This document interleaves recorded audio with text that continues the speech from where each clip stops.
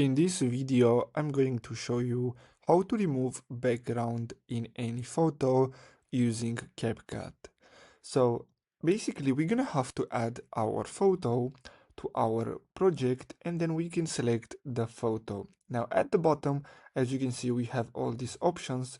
So simply swipe until you see remove background. Now from here, we have different options. So we can auto remove the background, we can custom remove the background, we can use the chroma key. So if you have a green screen photo, it's really useful this option, and then we can change the background, which is another great feature.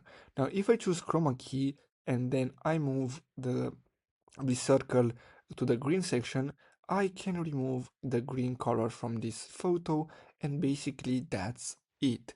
You can also select the photo again, and we're gonna have to go to remove background, then tap on auto removal, and then the AI will do his best to remove the background.